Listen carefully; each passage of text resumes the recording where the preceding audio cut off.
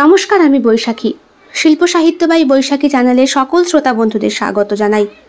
আজ আপনাদের বলবো গল্প এক পুরুষ দুই নারী।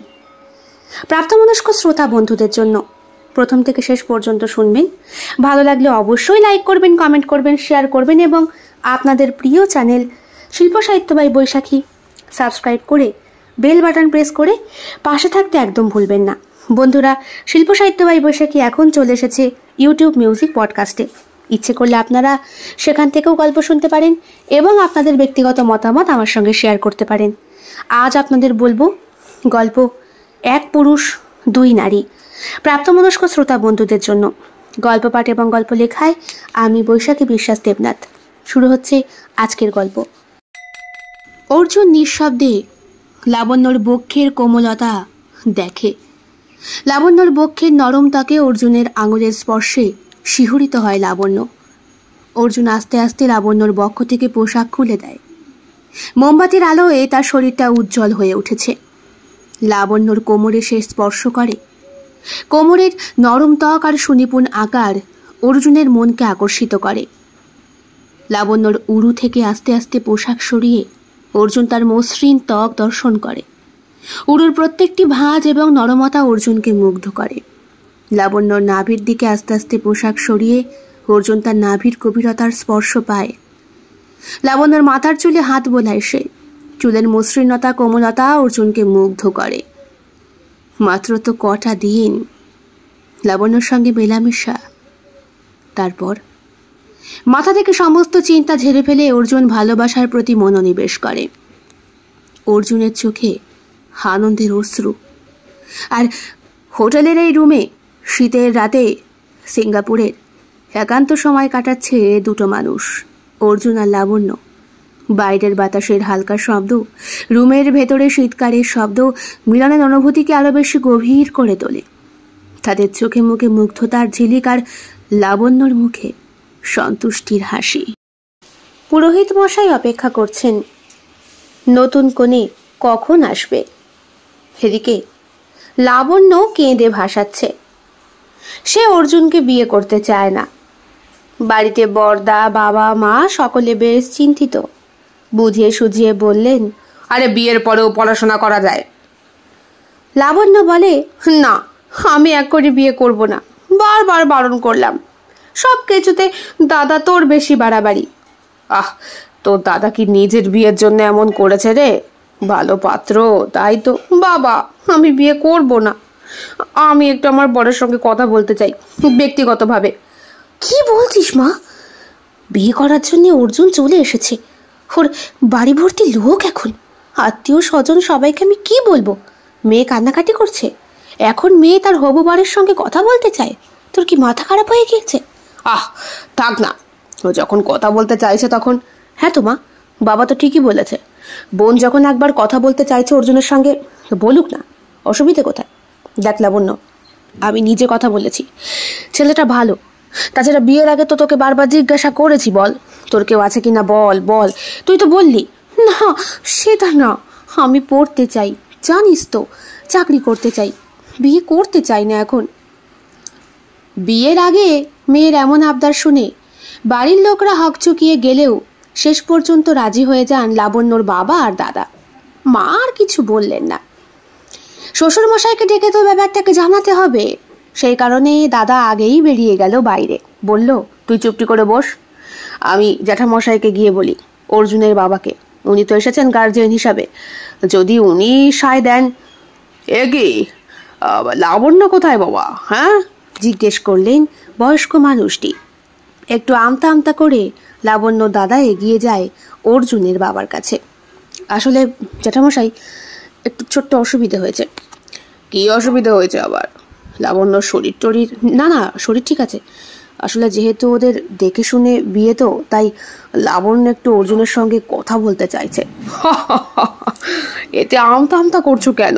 আমি তো প্রথম দিনই বলেছিলাম দুটিতে মিলে একটুখানি ঘুরতে টুরতে যাক, দেখাশোনাটা ফাঁকা পোক্ত হোক, তারপর না হয় দুম করে আমরা গার্জিয়ানরা ওদের একে অপরকে পছন্দ হয়েছে শুনেই বিয়ে ঠিক করে দিলাম। ঠিক করিনি আমরা, অন্তত আমাদের মাস 6 অপেক্ষা করতে হতো। ওদের মধ্যে একটু মাখো মাখো সম্পর্কটা ঠিক আছে। অর্জুন, উঠে আয় বাবা, বিয়েটা না হয় দ্বিতীয় লগ্নেই হোক।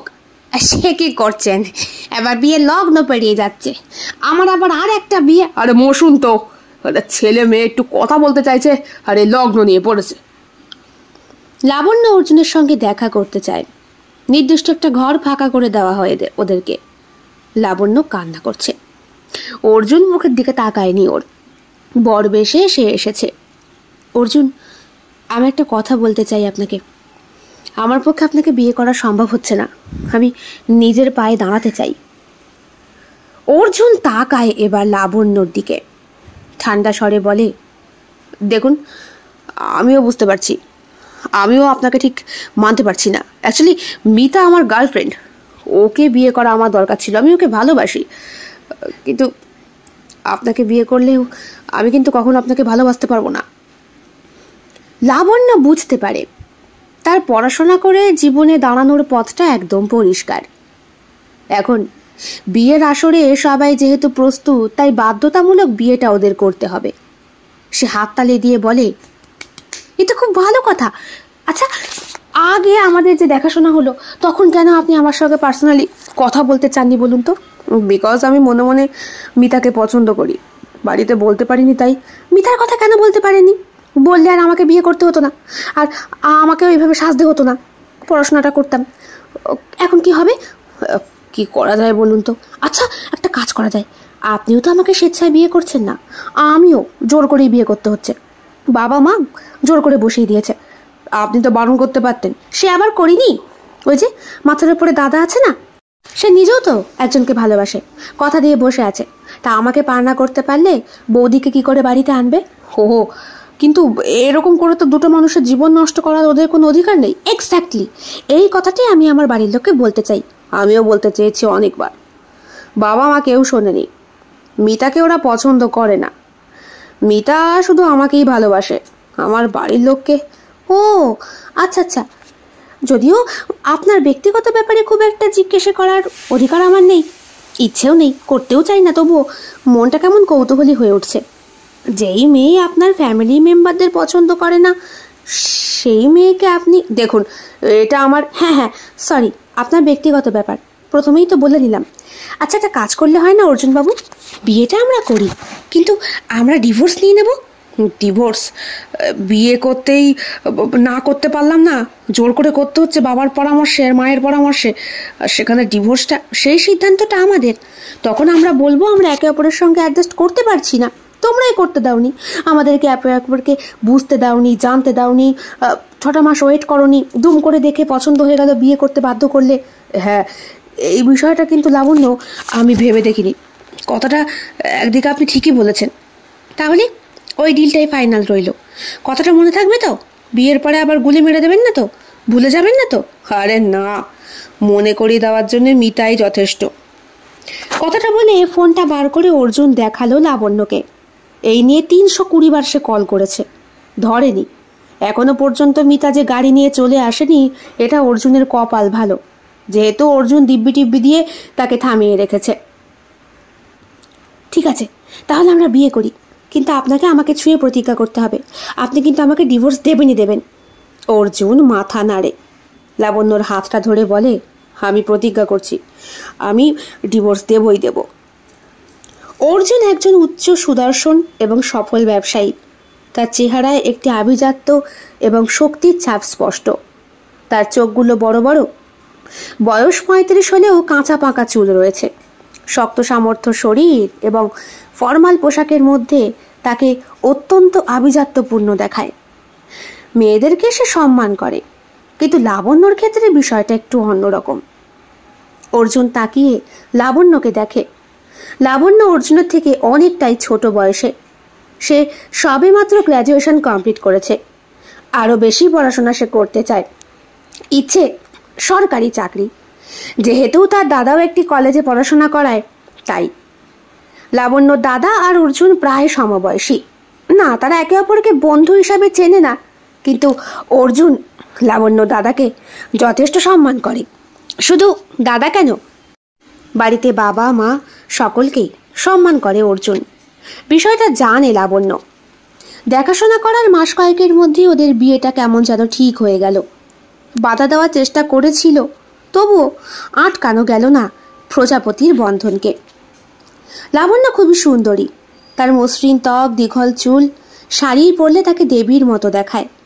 তার কোমল হাসি এবং সরলতা অন্য সব মেয়েদের থেকে তাকে আলাদা করে তোলে। সে পড়াশোনা আর কেরিয়ারের জন্যে বিশেষ চিন্তিত। চোখে সব সময় দীপ্তির ছাপ স্পষ্ট। বাবা মার পছন্দ করা পাত্রীকে তো বিয়ে আমায় করতেই হবে, যা কখনোই ভাবতে পারিনি। মিতার বয়সটা বেশি হয়ে গিয়েছে বলে বাবা মা রাজি হলো না, যেহেতু আমি আর মিতা প্রায় সমবয়সী। কিন্তু পাত্রী নিজেও তো আমাকে পছন্দ করে না, অথচ বিয়েটা করতে হচ্ছে। বিয়ের আসরে পুরোহিত মন্ত্র পড়তে শুরু করেছে। পুরোহিত মশাই বললেন, ব্রাহ্মণ দেবোত্তর মন্ত্র উচ্চারণের মাধ্যমে বিয়ের অনুষ্ঠানটা তাহলে শুরু করি। লাবণ্য এবং অর্জুন দুইজনেই চুপচাপ। লাবণ্য মনে মনে ভাবছে, পড়াশোনা করতে চাই, কিন্তু বিয়েটা বাধ্যতামূলক।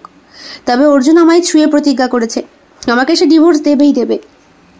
তবুও যত তাড়াতাড়ি সিঁদুর দানের মুহূর্ত এগিয়ে আসে, তত বেশি ভয় লাবণ্যকে ঘিরে ধরে। অর্জুন ওর কথা রাখবে তো? বিয়ের পিঁড়িতে বসেই অর্জুনের হাতে যখন সিঁদুরটা অনিচ্ছাকৃতভাবে, লাবণ্য সেও যখন তাকিয়ে রয়েছে অর্জুনের দিকে। অর্জুন মনে মনে ভাবে, লাবণ্য, আমি সত্যি বিয়েটা করতে চাইনি, মিতা এখনো আমার জীবনে রয়েছে। আর ওদিকে লাবণ্য ভাবে, অর্জুন, আমি জানি তুমি মিতাকে ভালোবাসো, আমি নিজেও পড়াশোনা করতে চাই, আমি তো নিজেই এই বিয়েটাকে মানছি না।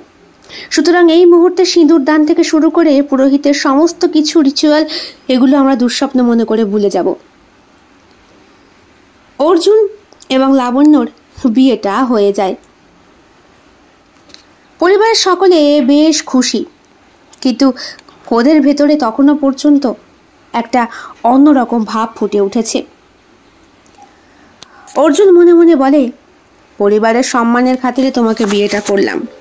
আর অন্যদিকে লাবণ্য ভাবে, আমি জানি আমাদের সম্পর্কটা কেবলমাত্র কাগজে কলমে, তবে আমি আমার দায়িত্ব ঠিক পালন করব। মিতা অত্যন্ত আকর্ষণীয় এক সুন্দরী। বিয়েতে হঠাৎ করেই লাল শাড়ির সৌন্দর্যে নিজেকে ফুটিয়ে তুলেছিল সে। তার শারীরিক সৌন্দর্য অর্জুনকে বিশেষভাবে আকর্ষণ করে। তার কনফিডেন্স, ব্যক্তিত্ব সকলের থেকেই সম্পূর্ণ রকমের ভাবে আলাদা। বিয়ের পরে আত্মীয় স্বজনেরা নতুন দম্পতিকে নিয়ে যখন ফিরে আসছে, অর্থাৎ শ্বশুর বাড়ি, তখনই মিতাকে এক ঝলক দেখতে পেয়েছিল অর্জুন। মিতা বসেছিল চুপ করে আত্মীয় স্বজনের পাশেই, গা ঢাকা দিয়ে।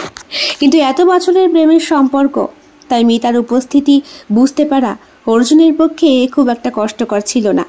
সে লাল শাড়ি পরে এসেছিল, চুপ করে দাঁড়িয়েছিল, অর্জুনের কানের কাছে দাঁড়িয়ে বলেও গিয়েছিল, অনেক শুভেচ্ছা, শেষ পর্যন্ত বিয়েটা তাহলে করেই ফেললি। মিতা, তুই এখানে এইভাবে? দেখ কিভাবে চলে এলাম।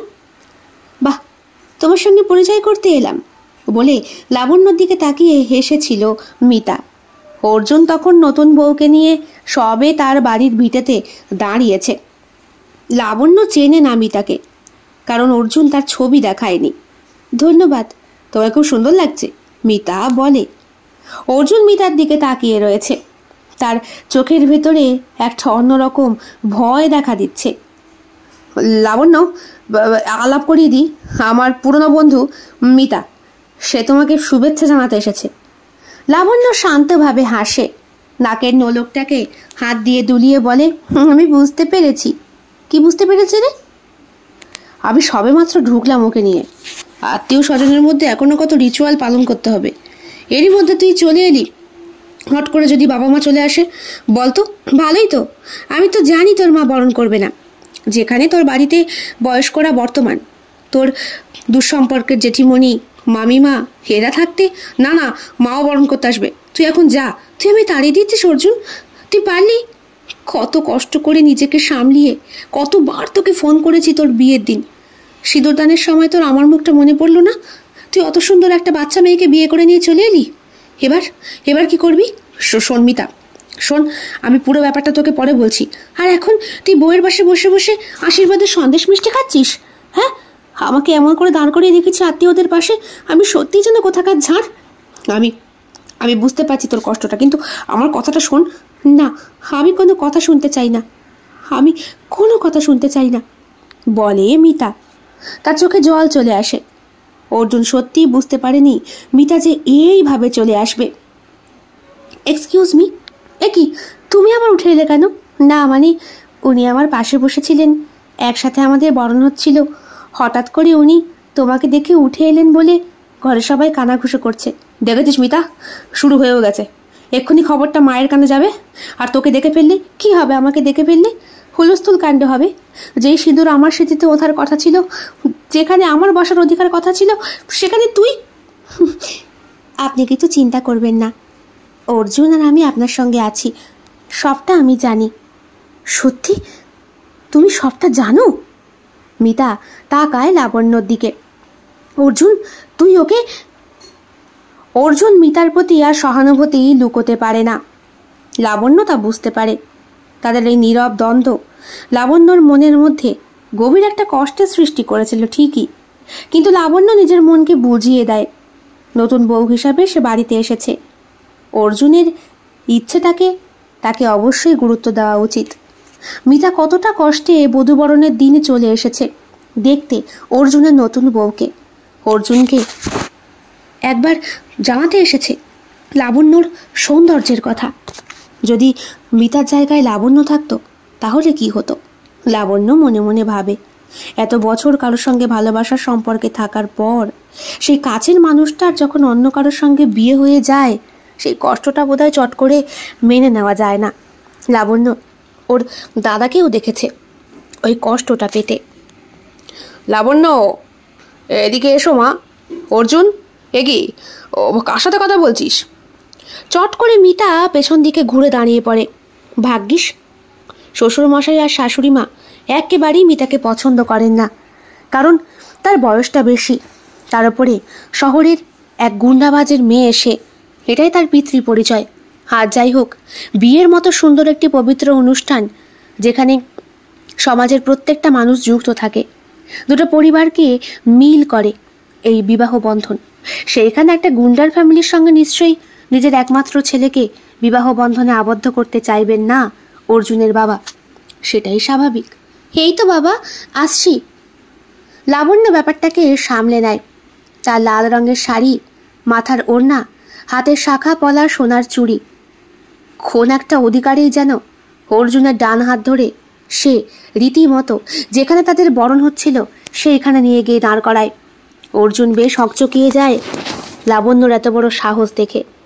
মিতার সঙ্গে তার সম্পর্কটা বহু বছরের, তাদের মধ্যে মেলামেশাটা অনেক গভীর, কিন্তু এতটা অধিকার বোধ এইটুকু একটা বাচ্চা মেয়ে দেখাবে এটা আশা করতে পারেনি। প্রায় বয়সে 12 বছরের বড় অর্জুন। হা করে দাঁড়িয়ে দেখছো কি? বসো, দেখছো না বাবা মা ডাকছে? ওরে বাবা, মিতাদি ঠিক আছে, আমি তো বুঝিয়ে বললাম, বিষয়টা আমি জানি, এরপরে নিশ্চয়ই আর বেশি চিন্তা করতে হবে না। আচ্ছা, যখন ডিভোর্স অ্যাপ্লাই করব তখন না হয় মিতাদিকে সঙ্গে করে নিয়ে যেও, তাহলে ওর কান্নাকাটি বন্ধ হবে তো। লাবণ্য এমন স্বাভাবিকভাবে পুরো বিষয়টাকে হ্যান্ডেল করে ফেলল যেটা অর্জুন করতে গিয়ে হিমশিম খেয়ে যাচ্ছিল। অর্জুন তাকিয়ে লাবণ্যকে থ্যাংক ইউ জানায়। লাবণ্য হাসে তার চোখের দিকে তাকিয়ে। পরের দিনই বৌভাতের অনুষ্ঠান, কিন্তু হঠাৎ করেই অর্জুনের ঠাকুমার শরীরটা প্রচণ্ড খারাপ হওয়ায় বৌভাতের অনুষ্ঠানটা পেছানো হয়েছে। বলা হয়েছে যখন করা হবে তখন আবার সকলকে নিমন্ত্রণ করা হবে। লাবণ্য উঠে পড়ে লেগে গিয়েছিল ঠাকুমার সেবা যত্ন করতে।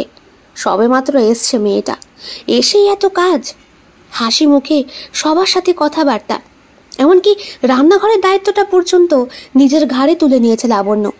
শাশুড়ি মাকে ছেড়ে দিয়েছে ঠাকুমা শাশুড়ির সেবা যত্ন করায়।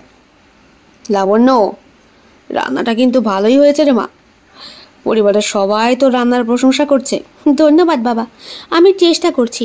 আসলে বিয়ের আগে টুকটাক করতাম, মা খুব একটা রান্নাঘরে ঢুকতে দিত না, কিন্তু এখানে এসেই ঠাকুমা অসুস্থ হয়ে পড়লো আমারই পায়ের জন্য, হে আবার কি কথা, এসব কথা কেউ বলে? শাশুড়ি মা ধমকে বললেন। আমি তো আশীর্বাদ করছি, তুমি আমার পরিবারের গৃহলক্ষ্মী হয়ে এসেছো। তুমি সবাইকে এত ভালো রান্না করে খাওয়াচ্ছ।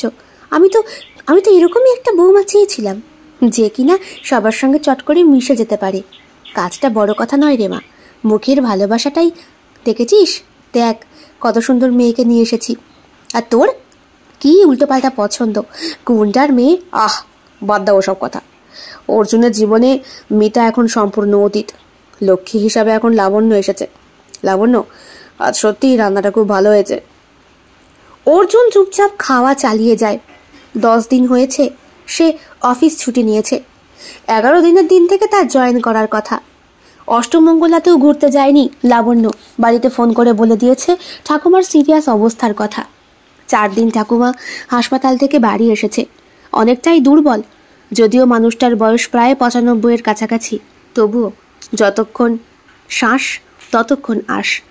সবাই চেষ্টা করছে, আয়া রয়েছে, তবুও শাশুড়ি মাকে খুব একটা কাজকর্ম করতে দেয় না লাবণ্য।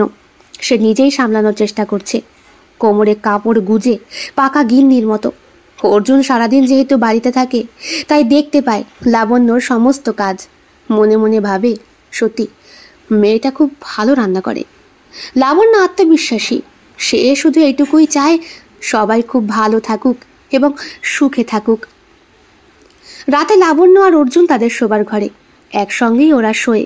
কিন্তু বিছানার দূরত্বটা তাদের কাছে আলোকবর্ষ দূরত্বর থেকেও অনেক বড় কিছু। অর্জুন, একটা কথা বলবো? বলো। আমি জানি তুমি মিতাদিকে ভালোবাসো। আমি তোমার ভালোবাসায় কাঁটা হয়ে দাঁড়াতে চাই না। আমি চাই তোমরা খুব ভালো থাকো, সুখে থাকো। তাই তুমি কেন আমার জন্য এতটা ত্যাগ স্বীকার করছো? তুমি খুব শান্ত এবং ভালো, যেভাবে আমার পরিবারটাকে গুছিয়ে নিয়েছো। দেখো, আমি বিশ্বাস করি ভালোবাসার মধ্যেও একটা স্বাধীনতা আছে। আমি শুধু চাই তুমি আর তোমার পরিবার ভালো থাকো। যেহেতু আমি এখন তোমার পরিবারের বউ, তাই আমার কর্তব্যগুলো আমি শুধু করছি, আর কিছুই না। অর্জুন অবাক হয়ে নীরব হয়ে তাকিয়ে থাকে। তুমি আমার জন্য এত কিছু করছো, অথচ আমি তোমার জন্য কিছুই করতে পারছি না। তোমার খুশি আমার খুশি অর্জুন। অর্জুনের কিন্তু বাকি কথাটা আর বলা হয় না। লাবণ্য ওইটুকু বলে শুয়ে পড়ে অর্জুনেরই পাশে। মাঝখানে শুধু কোল বালিশের দূরত্ব। ওরা নিজেরাই নিজেদের মধ্যে এমন একটা ডিল করে নিয়েছিল। লাবণ্য ঘরের কাজ, রান্না আর নিজের পড়াশোনার মধ্যে সময় কাটায়। অর্জুন লক্ষ্য করে লাবণ্য সবসময় পরিবারের সকলের খেয়াল রাখে, তার নিজের ওপরে খুব একটা খেয়াল নেই। নিজের পছন্দ অপছন্দকে তোয়াক্কা করে না, তবে খুব পরিশ্রম করতে ভালোবাসে মেয়েটা। শাশুড়ি মা বলেন, তুমি একটু বিশ্রাম নাও তো, অনেকক্ষণ হয়েছে কাজ করছো। আমি ঠিক আছি, কাজ করতে আমার ভালো লাগে। বাপের বাড়িতেও কি এমন করতে? না না, মা তো খুব একটা করতেই দিত না কাজকর্ম। এখানে এসে আমার বেশ ভাল লাগছে। আসলে মনে হচ্ছে পুরো সংসারটা আমার। বাড়িতে দাদা থাকতো তো, আর মাঝে মাঝে হবু বৌদি আসতো, এমন ভাব করতো যেন আমি ওই বাড়ির কেউ না। ও, দাদার বিয়ে ঠিক হয়ে গেছে?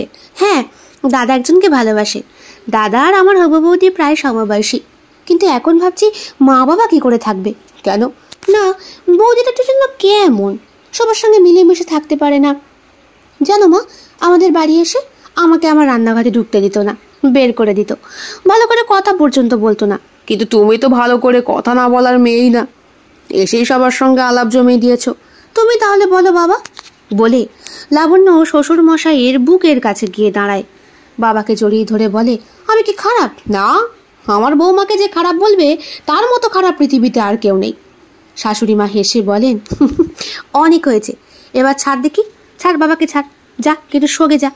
অর্জুনটাকেও বলিহারি, বউটা সারাদিন তো কাজ করে, তোরই বাবা কি দরকার অফিসে সারাদিন বসে থাকার? তুই বাড়িতে আয়, ওকে একটু পড়াগুলো দেখিয়ে দে, ওর তো পড়ার ইচ্ছে।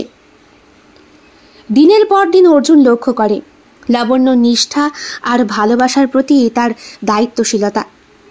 মিতার প্রতি এত ভালোবাসা থাকা সত্ত্বেও লাবণ্যর প্রতি একটা ভালো লাগার অনুভূতি দিন দিন বাড়তেই থাকে অর্জুনের। মিতা আমার জীবনের বিশেষ অংশ, কিন্তু লাবণ্য যেইভাবে সবার জন্যে নিজের প্রতি স্যাক্রিফাইস করছে, ত্যাগ স্বীকার করছে, আমি সত্যি লাবণ্যকে অবহেলা করতে পারছি না। লাবণ্য মিতার থেকে অনেক বেটার। মিতা সবসময় আমাকে একা চায়, আমার পরিবারকে, বাবাকে, আমার ঠাকুমাকে, কাউকে সে চায় না, শুধু আমার সঙ্গে সে থাকবে। বিয়ের আগেই তো তার বাবা ফ্ল্যাট বুক করে ফেলেছে আমাদের নামে। বিয়ে করে আমরা সেখানে চলে যাব। যদি সেখানে গিয়ে থাকি, আমার বাবা মারও তো বয়স হচ্ছে, একদিন তো তারাও ঠাকুমার মতোই বৃদ্ধ হবে। তারা কি তখন চাইবে না যে তাদের ছেলে বৌমাটা অথবা নাতি নাতনিটা তাদের পাশে এসে অন্তত একটু থাকুক, করে কমে না দেখুক, দূর থেকেই দেখুক, তবুও একটু দেখুক। মিতা যেভাবে আমাকে একা করতে চায়, লাবণ্য ঠিক তার উল্টোটা। বিয়ের অনেক দিন পর, প্রায় মাস 3 পর, লাবণ্যকে নিয়ে অর্জুন অষ্টমঙ্গলার রিচুয়াল পালন করতে গিয়েছিল। এরই মাঝে একবার মিতার সঙ্গে দেখা করেছে অর্জুন। মিতার কাছে বলেছে সব ঠিকঠাক আছে, ডিভোর্সের জন্যে অ্যাপ্লাই এখনো করিনি। হোয়াট? এখনো করিসনি? আজকে মাস 3 হয়ে গেল, একটা ফোন করিস না, দেখা করিস না। আচ্ছা, আমার চেহারাটার কি হাল হয়েছে তা কি দেখেছিস একবারও? অর্জুন ভালো করে দেখে মিতাকে। আজকাল মিতার মধ্যেই কেমন একটা অস্পষ্ট ছায়া দেখতে পায় অর্জুন। শাখা পরা, সিঁদুর পরা ওই বাচ্চা মেয়েটার ছায়া। মিতার সৌন্দর্য লাবণ্যর কাছে কেমন যেন ফিকে হয়ে যায়। যদিও মিতাও সুন্দরী, তবুও মিতার সৌন্দর্যকে বহু বছরই গ্রাস করেছে অর্জুন। সে চায় মিতাকে কাছে পেতে। লাবণ্যকে সে এখনো স্পর্শব্দি করে দেখেনি, তবুও লাবণ্যর প্রতি একটা অন্যরকম অনুভূতি জন্ম নিচ্ছে, যতই সেখানে মিতা নামক ফুল থাকুক না কেন। বউকে পেয়ে তো আমাকে একদম ভুলে গিয়েছিস। তোর মনে আছে আমরা একে অপরকে কত ভালোবাসতাম? অর্জুন কুণ্ঠিত হয়।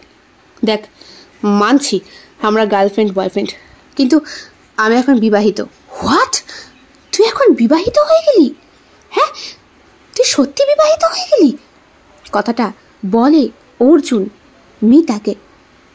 দেখ, আমি বুঝতে পারছি লাবণ্য আমার পরিবারের জন্য না, আমার জন্য অনেক কিছু করে, তাই লাবণ্যর প্রতি আমার বোধহয় একটা ভালো লাগা জন্মাচ্ছে। বাহ, এই না হলে পুরুষ মানুষ!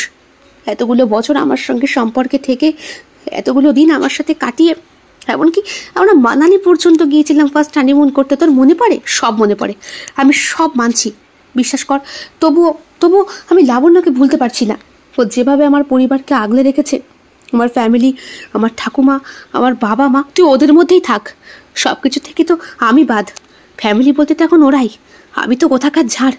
কথাটা বলে মিতা। দেখ তুই বুঝতে পারছিস না। অফিসের পরে জরুরি হোয়াটসঅ্যাপ করেছিল মিতা, দেখা আজকে করতেই হবে, না হলে সে অর্জুনের বাড়িতে গিয়ে হাজির হবে। তাই ভয়ে ভয়ে কফি শপে দেখা করতে এসেছিল অর্জুন, যদিও সারাটা দিন তার মাথায় লাবণ্যর কথাটাই ঘুরেছে। বিকেল 4টে বাজতেই অফিস থেকে বেরিয়ে যায় অর্জুন। আজকে সে মনে মনে ঠিক করেছে তাড়াতাড়ি বাড়ি যাবে আর লাবণ্যকে নিয়ে একটু ঘুরতে বেরোবে। কয়েকদিন হয়েছে লাবণ্যকে নিয়ে সে অষ্টমঙ্গলা থেকে ফিরে এসেছে। সেইখানেই লাবণ্যর বান্ধবীদের সঙ্গে রীতিমতো আলাপ জমিয়ে দিয়েছিল অর্জুন। জানতে পেরেছে লাবণ্য সত্যিই একা, ওর জীবনে কোনো বয়ফ্রেন্ড টয়ফ্রেন্ড নেই। সবসময় পড়াশোনা করতে ভালোবাসে, বইয়ে মুখ গুজে।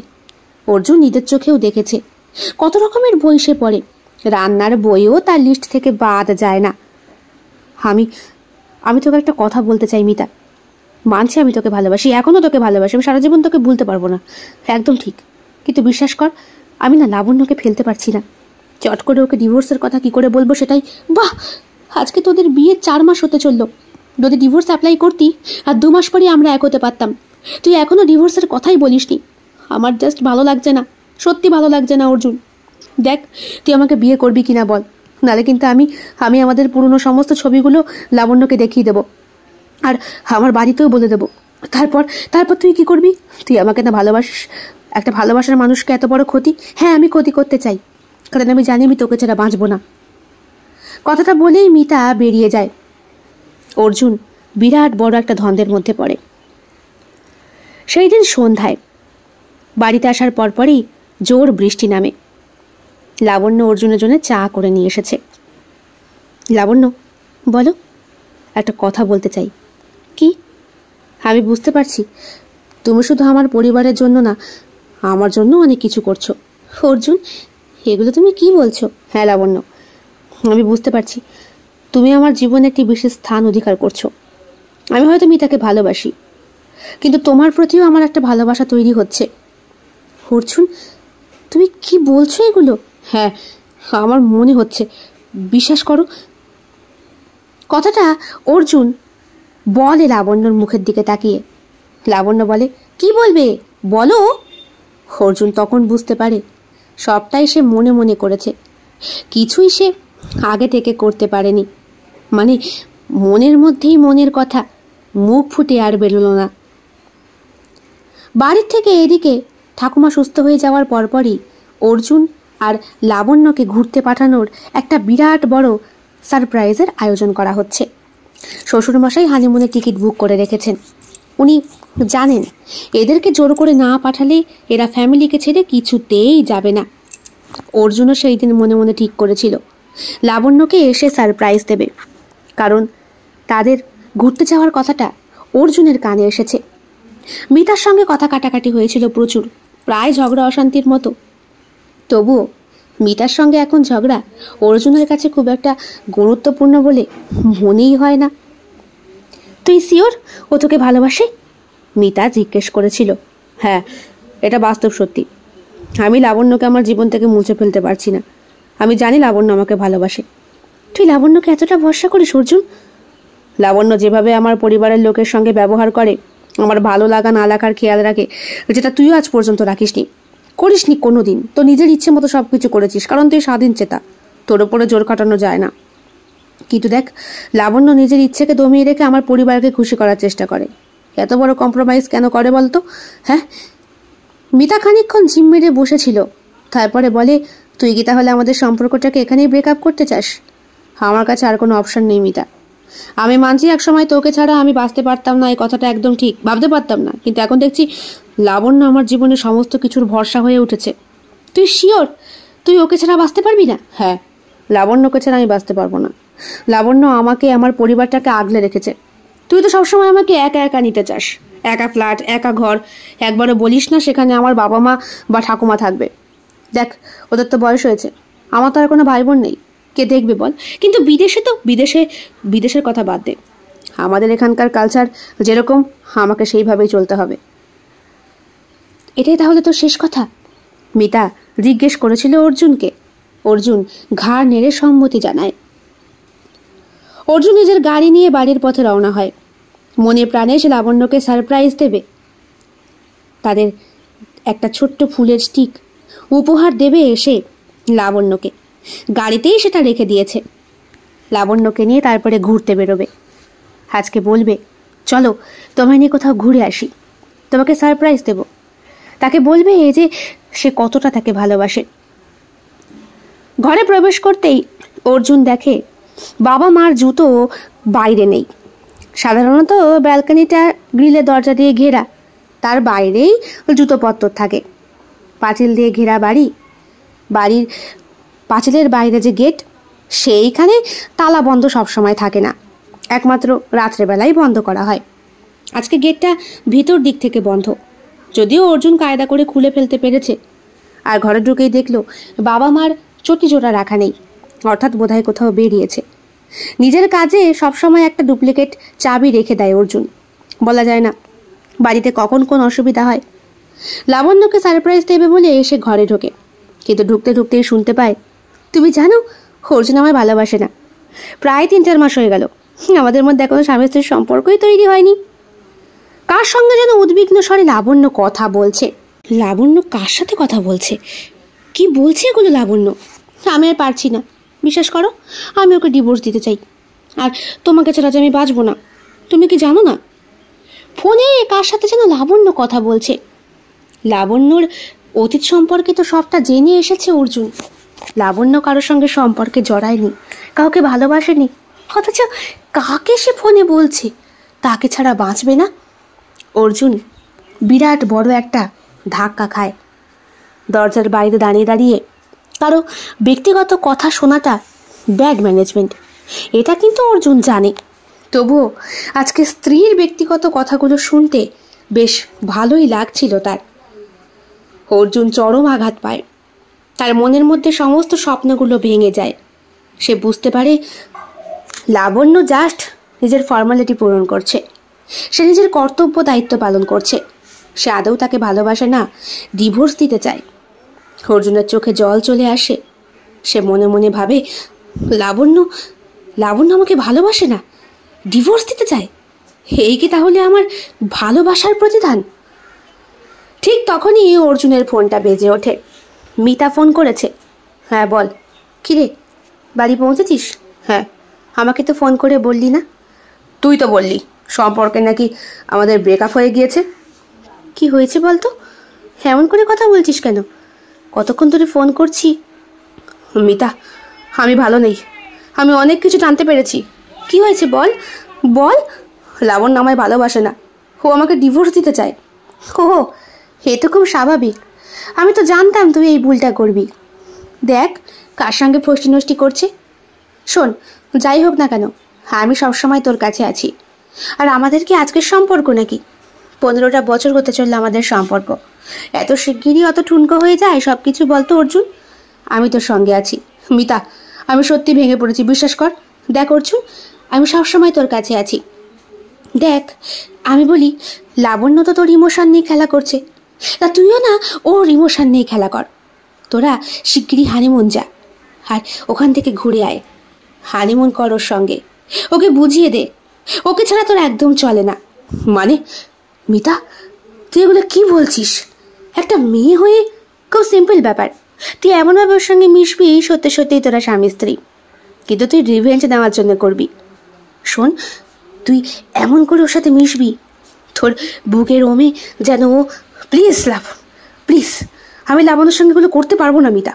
দেখ, লাবণ্য যদি অন্য কারোর সঙ্গে সম্পর্কে জড়িয়ে থাকে, তোর মতো একটা ছেলেকে নিজের জীবন থেকে যদি ডিভোর্স দিতে চায়, তাহলে তুই বা কেন ওর সর্বস্বটুকু নষ্ট করে ওকে ডিভোর্স দিবি না বলতো, যাতে লাবণ্য কোনোদিন মাথা তুলে না দাঁড়াতে পারে। তাছাড়া তুই তো আমায় বললি তোদের নাকি হানিমুন যাওয়ার টিকিটও তৈরি করছে তোর বাবা। চিন্তা করতে পারিস? যদি না হয়ে থাকে তাহলে আমি বাপিকে বলে বন্দোবস্ত করে দিচ্ছি। তুই তো জানিস আমার বাপির সমস্ত কিছুতে হাত আছে, বিশেষ করে ট্রাভেল এজেন্সিতে তো সব থেকে বেশি। আমার দাদা তো ওইসবের সঙ্গে যুক্ত।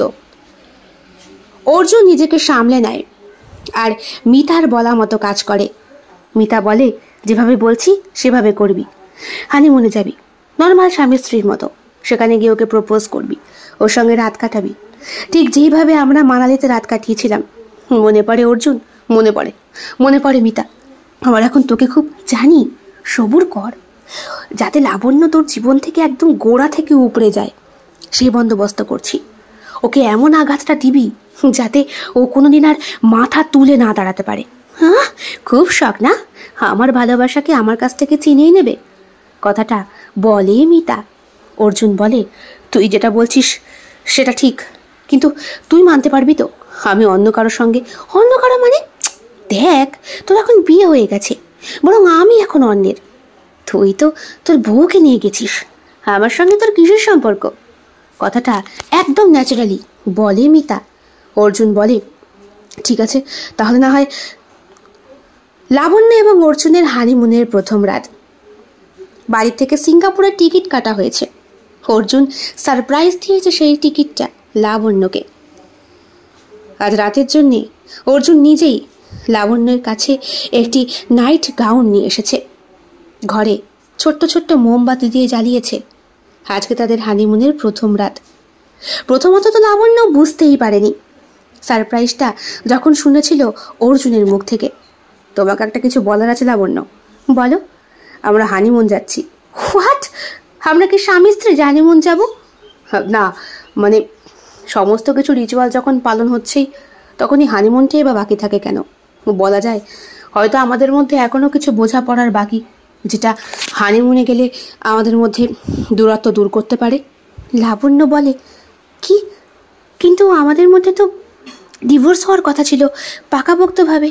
তুমি আমায় ছুঁয়ে কথা দিয়েছিলে আমাকে ডিভোর্স দেবে। হ্যাঁ, সে তো দেবই।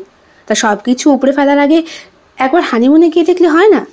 অন্তত দুইজনে মিলে এক জায়গায় ঘোরার স্মৃতি তো আমাদের মধ্যে থাকবে। কথাটা অবশ্য ভুল বলনি।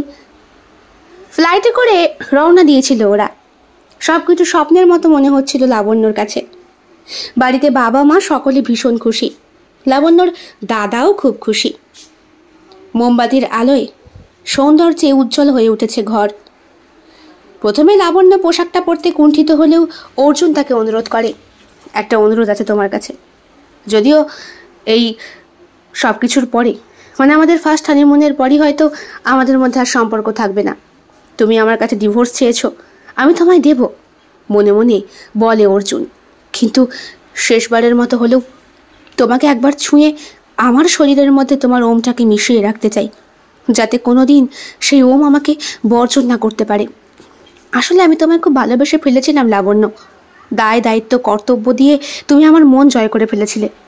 মিতার সঙ্গে আমার ভালোবাসাটা হয়তো অল্প বয়সের ছেলে মানুষই, যার তাই এখনো আমাকে বয়ে বেড়াতে হবে। কিন্তু প্রকৃত ভালোবাসা বোধহয় তোমাকেই বেসেছিলাম। কিন্তু তোমার কাছ থেকে যখন আঘাতপ্রাপ্ত হয়েছি, তখন সে আঘাতের রিভেঞ্জ তো আমাকে নিতেই হবে। অর্জুন অনুরোধ করে। লাবণ্য শরীরে একটা অদ্ভুত শিহরণ জাগে। ঘরের মধ্যে মোমবাতির আলোয় দাঁড়িয়ে রয়েছে লাবণ্য। অর্জুন তার জন্য নাইট গাউন কিনে এনেছে। পোশাকটির মধ্যে লাবণ্য শরীরের সৌন্দর্য আরো বেশি প্রকাশ পাচ্ছে। লাবণ্য, লাবণ্য, লাবণ্যকে দেখে অর্জুন মুগ্ধ। তুমি সত্যি অসাধারণ লাবণ্য। আমি জানতাম এই পোশাক তোমার জন্য উপযুক্ত। তুমি কেন এত খরচ করলে? আমি তো প্রথমে পড়তেই চাইছিলাম না। লাবণ্য, তোমার সৌন্দর্য আজ আরো বেশি উজ্জ্বল হয়েছে। মোমবাতির আলোয় তোমাকে দেখে আমার চোখ ফেরানো মুশকিল।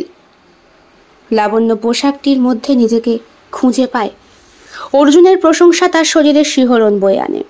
সে বুঝতে পারে অর্জুনের পুরুষালী কণ্ঠস্বর তার সারা শরীরে কাঁটার সৃষ্টি করছে। আমি বুঝতে পারছি, কিন্তু আমি কখনো ভাবিনি তুমি এতটা রোমান্টিক হও। আমি তোমার জন্য সবকিছু করতে পারি। আজকের রাতটি আমাদের জন্য বিশেষ।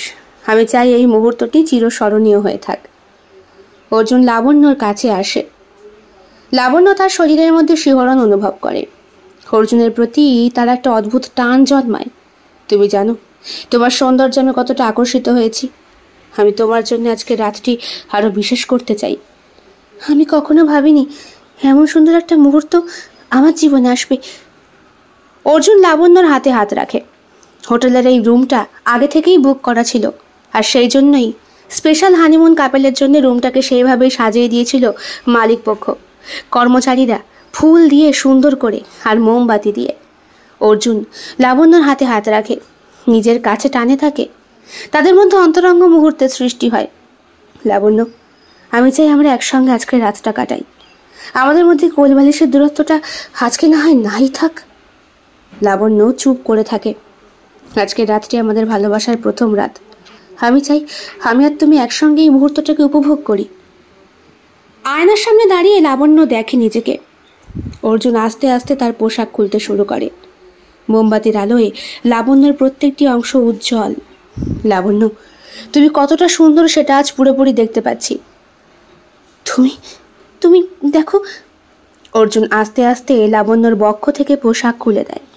তার ত্বক মোমবাতির আলোয় উজ্জ্বল হয়ে ওঠে। লাবণ্যর বক্ষের নরম ত্বকে অর্জুনের আঙুলের স্পর্শে শিহরণ জাগে। তোমার বক্ষের কোমলতা আমায় মুগ্ধ করেছে। অর্জুন তারপর লাবণ্যর কোমরে স্পর্শ করে। তার কোমরের নরম ত্বক আর সুনিপুণ আকার অর্জুনের মনকে আকর্ষিত করে। তোমার কোমরের সৌন্দর্য আমাকে আরো কাছে টানে। লাবণ্যর উড়ুর দিকে আস্তে আস্তে পোশাক সরিয়ে অর্জুন তার মসৃণ ত্বকে স্পর্শ করে। উড়ুর প্রত্যেকটি ভাঁজ এবং নমনতা অর্জুনকে মুগ্ধ করে। তোমার উড়ুর সৌন্দর্য সত্যি আকর্ষণীয়। তোমার নাভির এই গভীরতা আমাকে আরো বেশি গভীর করছে। লাবণ্যর নাভির দিকে আস্তে আস্তে পোশাক সরিয়ে অর্জুন তার নাভির গভীরতার স্পর্শ পায়। অর্জুন তারপর লাবণ্যর মাথার চুলে হাত বোলায়। তার চুলের মসৃণতা কোমলতা অর্জুনকে আরো বেশি মুগ্ধ করে। তোমার চুলের কোমলতা আমাকে আরো কাছে টানেছে। অর্জুন জানে মাত্র কটা দিনের জন্য এই মেলামেশা লাবণ্যর সঙ্গে, কিন্তু লাবণ্য তো বারণ করছে। অথচ লাবণ্য তার ভালোবাসা চাইছে না। কিন্তু এই মুহূর্তে লাবণ্য চুপচাপ করে কেন আছে? কেন প্রতিবাদ করছে না? কেন বলে উঠছে না? নাকি এই মুহূর্তে লাবণ্য ভেবে নিয়েছে যে তারা সত্যিই স্বামী স্ত্রী। মাথার চিন্তা ঝেড়ে ফেলে অর্জুন ভালোবাসার প্রতি মনোনিবেশ করে। 7টা দিন স্বপ্নের মতোই কেটে যায় দুটো মানুষের। মনে মনে অর্জুন ঠিক করেছে বাড়িতে ফিরে লাবণ্যকে বিগ সারপ্রাইজটা দেবে। ডিভোর্স পেপার তৈরি হয়ে গেছে, এটা সে জানাবে। তার খুব কাছের বন্ধু শতদ্রুকে জানিয়ে রেখেছিল অর্জুন। শতদ্রু মিতাকেও খুব ভালো করেই চিনত। হঠাৎ করে অর্জুনের বিয়ে হয়েছে লাবণ্যর সঙ্গে শুনে সেও কিছুটা হকচকিয়ে গিয়েছিল, আর ডিভোর্স দেবে শুনে সেও কিছুটা খুশিই হয়েছিল। শীতের রাতে সিঙ্গাপুরের হোটেল রুমে একান্ত সময় কাটাচ্ছে অর্জুন আর লাবণ্য। অর্জুন মাথার সমস্ত চিন্তাকে ঝেড়ে ফেলতে চাইছে। বাইরে বাতাসের হালকা শস্য শব্দ আর রুমের মধ্যে মৃদু আলোর মাঝে তাদের মিলনের অনুভূতি। অর্জুনের চোখে মুগ্ধতার ঝিলিক, লাবণ্যর মুখে সন্তুষ্টির হাসি। লাবণ্য, আমি জানি আমাদের শুরুটা কিছুটা কঠিন ছিল, তবে আজ রাতে আমি তোমার চোখে সেই মুগ্ধতা দেখতে পাচ্ছি যে আমি সবসময় খুঁজেছি। অর্জুন, আমি জানি আমাদের এই মুহূর্তটা আমি তোমাকে সম্পূর্ণভাবে অনুভব করতে চাই। অর্জুন আলতো করে লাবণ্যর মুখের ওপরে হাত রাখে। তোমার চোখে আমি সত্যিকারের ভালোবাসা দেখতে পেয়েছি লাবণ্য। তোমার জন্য আমি সবকিছু করতে পারি, সবকিছু করতে পারি। অর্জুন লাবণ্যকে খুব ভালোবাসে, ওর বুকের সঙ্গে বুকে আটকে রাখে। দুটো শরীর কম্বলের নিচে লেপ্টে রয়েছে, অথচ অর্জুনের চোখে সুখের অশ্রু।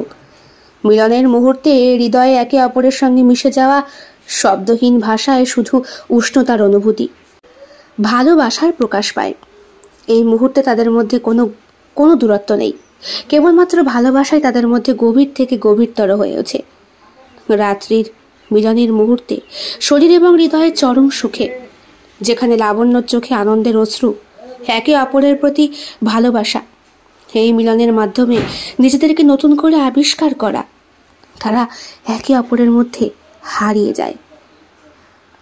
লাবণ্য, এই 1 সপ্তাহ সত্যি অসাধারণ ছিল। তোমার সঙ্গে আমি প্রত্যেকটা মুহূর্তই কিন্তু উপভোগ করেছি। আমি সিঙ্গাপুরের এই 7টা দিন কোনোদিন ভুলতে পারবো না অর্জুন। অর্জুনের ফোনটা বেজে ওঠে। তাদের হানিমুন আজ শেষ হয়েছে, আর এই 7 দিনে একবারও ফোন করেনি তাদেরকে মিতা। বাড়ির লোকও কেউ ডিস্টার্ব করেনি। ওরা নিজেরাই হোটেলেই বেশিরভাগ সময়টা কাটিয়েছে, খুব কম বাইরে ঘুরেছে। অর্জুন লাবণ্যকে এমনভাবে ভালোবেসেছে যে লাবণ্যও সুখের পরতে ভেসে গিয়েছে বারবার। কিন্তু আজকে ফ্লাইটে ওঠার আগে, হোটেল রুম চেকিং করার আগেই মিতার ফোনটা অর্জুনের বুকের ভেতরে দামামা সৃষ্টি করে। অর্জুন, অর্জুন, তোমার ফোনটা বাজছে, কথাটা বলে লাবণ্য। তার মুখটাও ফ্যাকাশে হয়ে গিয়েছে। ফোনে মিতা নাম ঝলমল করছে। থাক, ফোন এখন রিসিভ করবো না। ফ্লাইট খুব শিগগিরই ল্যান্ডিং করবে, দেরি হয়ে যাচ্ছে আমাদের। চলো, ফ্লাইটের টেক অফের সময় হয়ে গেল। কথাটা বলে অর্জুন। শুনে বেশ অবাক হয় লাবণ্য। কিন্তু ফোনটা মিতার ছিল। হ্যাঁ, কিন্তু এখন তো ধরার কোনো মানেই হয় না। না, এই 1 সপ্তাহে আমি বুঝতে পেরেছি আমার জীবনে তোমার স্থান কতটা গুরুত্বপূর্ণ।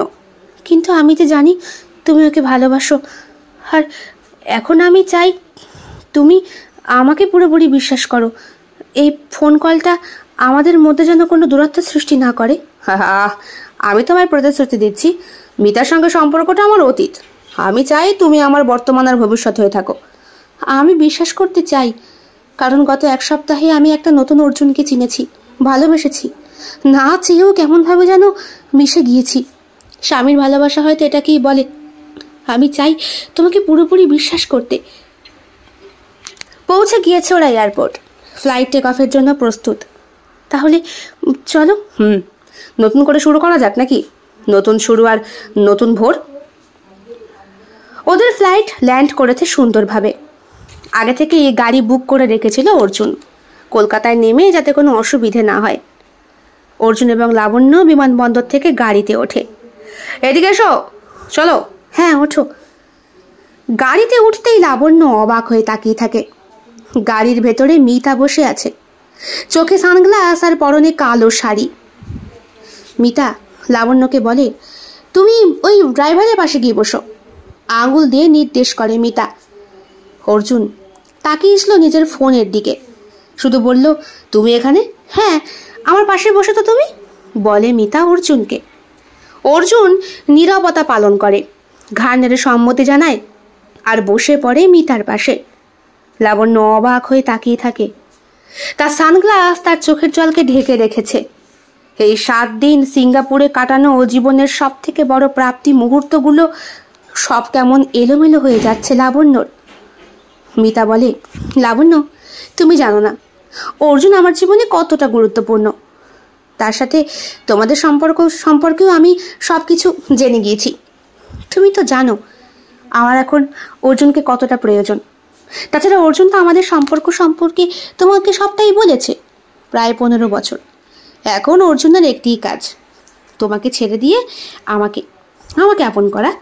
আমি জানি, কিন্তু ভেবেছিলাম এই 7 দিন কেবল একটা মিথ্যে স্বপ্ন মনে করে সবকিছুকে ভুলে যেও, কিন্তু বুঝলে লাবণ্য, আমি জানি অর্জুন সবসময় আমার ছিল আর আমারই থাকবে, এটাই তো বাস্তব। লাবণ্য চুপ করে বসে রয়েছে। ড্রাইভার গাড়ি চালাচ্ছে। গাড়ি ধীরে ধীরে বিমানবন্দর ছেড়ে শহরের দিকে এগোতে থাকে। লাবণ্য জানলা দিয়ে বাইরের দিকে তাকিয়ে, চোখের জলে সানগ্লাস ঢাকা। জীবনের কঠিন বাস্তবতার মুখোমুখি হয়েছে লাবণ্য। অর্জুন ও মিতা তাদের সম্পর্কের পুনর্নির্মাণে মগ্ন। অন্যদিকে লাবণ্য একা, কষ্টে আর দুঃখে ডুবে যাচ্ছে সে। অধিকারবোধ অর্জনের প্রথম রাত্রিতেই যদি লাবণ্য ওকে বাধা দিত, কিন্তু কেমন যেন ফিল হয়েছিল ওর। স্বামী স্ত্রীর মধ্যে প্রকৃতিগত সম্পর্কটা হওয়া খুব স্বাভাবিক। অর্জুন বিকেলে লাবণ্যকে নিয়ে তার বন্ধু শতদ্রুর বাড়িতে যায়। সেখানে পরিচয় করানোর সঙ্গে সঙ্গে অর্জুন দেখে শতদ্রু আসলে লাবণ্যর বড়দা রঞ্জনের ঘনিষ্ঠ বন্ধু। অর্জুন আর লাবণ্য পাশাপাশি বসে। আরে লাবণ্য, অর্জুন, হে কি অর্জুন, তোর ওয়াইফ লাবণ্য? এসো এসো, কতদিন পর দেখা, কেমন আছো? অর্জুন বলে, ভালো আছি, তোর সঙ্গে পরিচয় করাতে নিয়ে এলাম লাবণ্যকে। লাবণ্য, ও তো রঞ্জনের বোন, আমি তোকে ভালো করে চিনি, খুব ভালো মেয়ে রে। আর পড়াশোনায় ওর জীবনের শেষ উদ্দেশ্য। আমি তো শুনেছি ওর পড়াশোনার আগ্রহের কথা। ধন্যবাদ, কথাটা বলে লাবণ্য। শতদ্রুদা, আমি চেষ্টা করছি পড়াশোনাকে আবার চালিয়ে যেতে। অর্জুন অবাক হয়ে তাকিয়ে থাকে। শতদ্রু, আমি লাবণ্যকে ডিভোর্স দিতে চাই, তুই বলতে এর জন্য কি কি ফর্মালিটি আছে? লাবণ্য এই কথায় চমকে ওঠে, তার চোখে জল আসে। অর্জুন, তুমি এই সিদ্ধান্ত হঠাৎ কেন নিলে? আমি তো এমন কিছু করিনি যাতে তুমি ডিভোর্সের কথা বলছো। সে কি, তুমি বিয়ের আগে আমাকে ছুঁয়ে প্রতিজ্ঞা করলে, আমি তোমায় ছুঁয়ে প্রতিজ্ঞা করলাম তোমাকে বিয়ের পরে আমি মুক্তি দেব, ডিভোর্স দেব। তাছাড়া বেচারি মিতার কথা তো তুমি জানো। শতদ্রু, তুই জানিস না? শতদ্রু চমকে ওঠে। সে বলে, দেখ, এত বড় সিদ্ধান্ত নেওয়ার আগে ভাবা উচিত। তাছাড়া তোরা তো 7 দিন হানিমুন কাটিয়ে আসলি, এরপরে সেরকম সিদ্ধান্ত? হ্যাঁ, আমি অনেক ভেবেছি শতদ্রু। লাবণ্য আমাকে ভালোবাসে না, ও পড়াশোনা করতে সুখী, আর পড়াশোনায় ওর জীবনের ডেস্টিনি। আমি ওকে মুক্তি দিতে চাই। আমার সঙ্গে থাকলে শুধু শুধু সংসার করতে গিয়ে, আমার বাবা মা ঠাকুমা দেখাশোনা করতে গিয়ে ওর নিজের লক্ষ্যেও কোনোদিন পৌঁছাতে পারবে না। ও এখন পড়াশোনা করুক। আচ্ছা, ওর কি এমন বয়স বল? এই বয়সে মেয়েদের বিয়ে হয় না, মাত্র 22 বছর। আর এখনই? মনে মনে লাবণ্য চুপ করে কাঁদে। আমি কখনোই চাইনি আমাদের সম্পর্ক যে অতদূর পৌঁছাক এইটা, কিন্তু আমি চেষ্টা করেছি সম্পর্কটাকে মজবুত করতে, মনে মনে ভাবে। শতদ্রু বলে, অর্জুন, লাবণ্য, দেখ, আমি ওকে খুব ভালো করেই চিনি, ও খুব ভালো মেয়ে। রঞ্জন দেখে শুনেই তোর সঙ্গে ওকে বিয়ে দিয়েছিল। আমি যদি আগে জানতাম যে তোর স্ত্রীর নাম লাবণ্য, তাহলে কখনই তোদের ডিভোর্সের ভারটা আমি নিতাম না। অনেক দেরি হয়ে গিয়েছে শতদ্রু, তুই কি বলবি ফর্মালিটি পূরণ করার কথা? আমি ওকে ডিভোর্স দিয়ে মিতাকে বিয়ে করবো। দেখ, আমার আর ভালো লাগছে না। তাছাড়া কতদিন হয়ে গেছে মিতার সঙ্গে আমার সম্পর্কের কথাটা তুই তো জানিস। আমি সবই জানি অর্জুন, কিন্তু যেহেতু আইন মেনে তুই লাবণ্যকে বিয়ে করেছিস, তার উপর ওর সঙ্গে হানিমুন কাটিয়েছিস, এখন যদি কোনো রকম অসুবিধা হয়ে গিয়ে ও যদি প্রেগনেন্ট, ইম্পসিবল। আমি সেই কাজই করিনি, আর সেটা হলে সম্পূর্ণ ওর দায়, আমার না। লাবণ্য চুপ করে তাকিয়ে থাকে। তুমি যা ভালো বুঝবে সেটাই হবে, অর্জুন মনে মনে ভাবে, লাবণ্য তুমি খুব চালাক, তাই না? তুমি আমার জীবন থেকে সবকিছু নিয়ে পালিয়ে যেতে চাইছো? খুব চালাক। দাঁড়াও, তুমি কার সাথে ফোনে কথা বলছো? আবার এমন ভাব করছো যেন ভাজা মাছটা উল্টেও খেতে পারো না। আচ্ছা, আমাকে একটা কথা বলতো, তোদের পরিবারের কেউ জানে? কথাটা জিজ্ঞেস করেছিল শতদ্রু। না, পরিবারের কাউকে কিছু বলার প্রয়োজন বোধ করিনি। তাছাড়া আমাদের মধ্যে সব কিছু হোক, তারপর না হয়। একে আমি লাবণ্যকে পছন্দ করি না, লাবণ্য যে আমাকে পছন্দ করে না এই কথাটা না জানিয়ে আমাদেরকে বিয়ে দেওয়া হয়েছে। পরে পড়াশোনা করতে চায়। আর তাছাড়া যদি ওর জীবনে কেউ থেকে থাকে তাহলে সেটা সম্পূর্ণ ওর ব্যক্তিগত ব্যাপার। লাবণ্য চুপ করে অর্জুনের মুখের দিকে তাকিয়ে অর্জুন নিজের মতো করে গুছিয়ে পুরো ব্যাপারটা শতদ্রুকে বলে, দেখ শতদ্রু, যত দ্রুত সম্ভব তুই ডিভোর্সের বন্দোবস্ত কর। যত টাকা লাগে আমি দেব। তাছাড়া লাবণ্যের পড়াশোনার জন্য যাবতীয় খরচ আমি বহন করব। এই বিষয়টা আমার, কিন্তু বাড়ির কাউকে বলা যাবে না। শতদ্রু খানিকক্ষণ চুপ করে বসে থাকে। ঠিক আছে, ব্যবস্থা আমি করে দেব। তবে আমি চাই তোরা আরেকবার ব্যাপারটাকে নিয়ে ভেবে দেখ, আরেকবার অন্তত। লাবণ্য কাঁদতে কাঁদতে অর্জুনের দিকে তাকায়।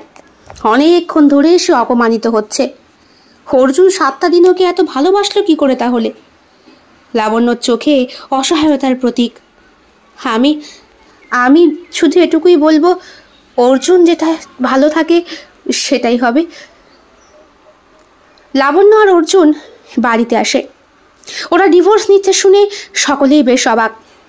তোরা হানিমুন কাটিয়ে এলি আর এখন সিদ্ধান্ত নিলি তোরা একে অপরকে ডিভোর্স দিবি? তোরা কি করছিস বলতো?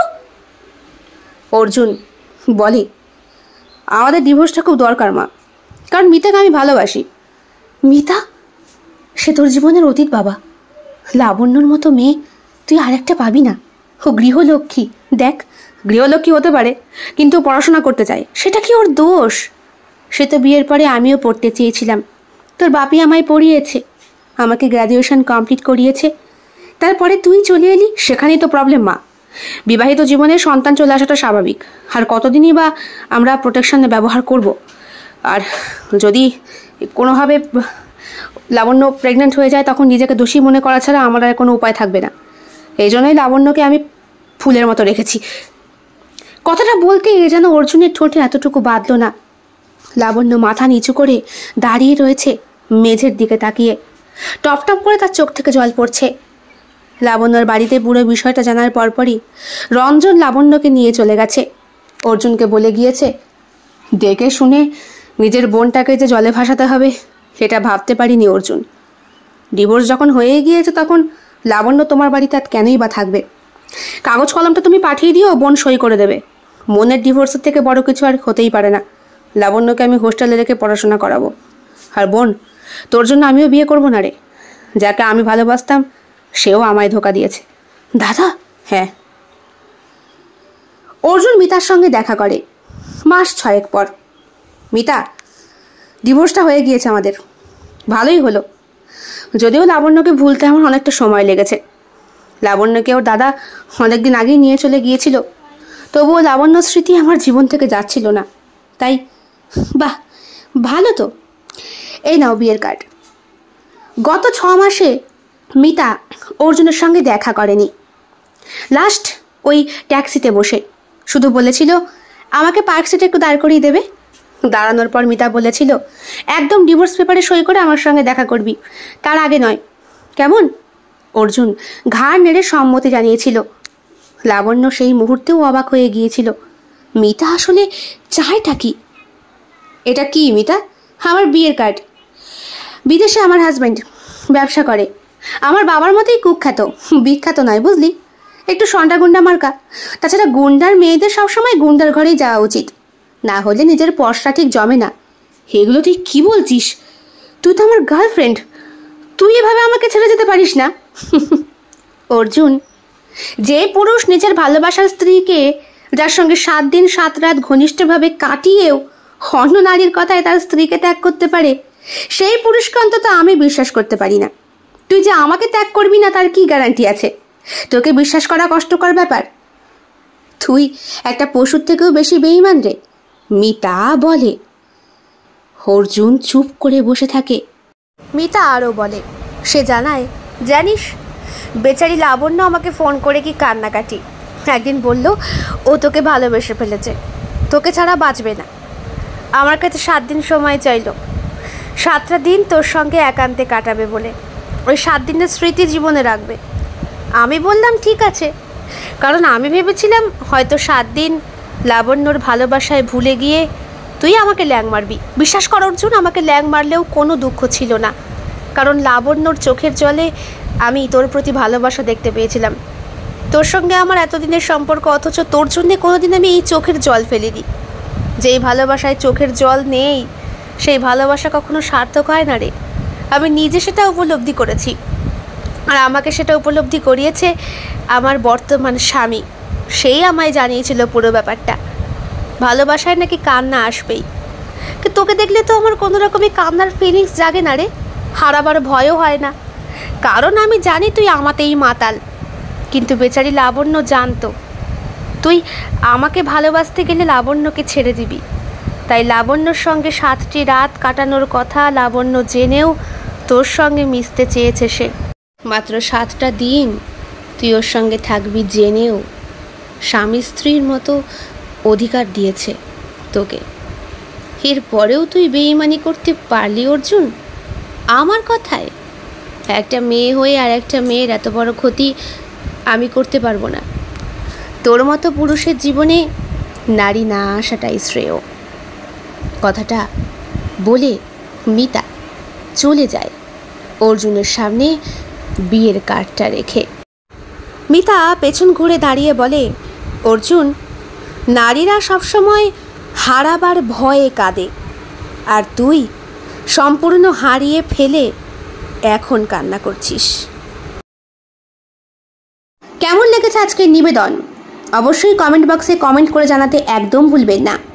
ভালো লাগলে লাইক করবেন, শেয়ার করবেন এবং শিল্প সাহিত্য বাই বৈশাখী চ্যানেলটি সাবস্ক্রাইব করে বেল বাটন প্রেস করতে একদম ভুলবেন না।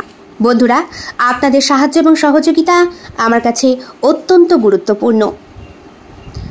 আপনারা সকলে খুব ভালো থাকবেন, সুস্থ থাকবেন, ঈশ্বরের কাছে এটাই প্রার্থনা করি। দেখা হবে খুব শিগগিরই আরও একটি নতুন স্বাদের ভিন্ন আঙ্গিকের গল্পের সঙ্গে। অবশ্যই গল্প পাঠ এবং লেখনীতে আমি বৈশাখী বিশ্বাস দেবনাথ। দেখা হচ্ছে খুব শিগগিরই। ভালো থাকবেন সবাই। নমস্কার।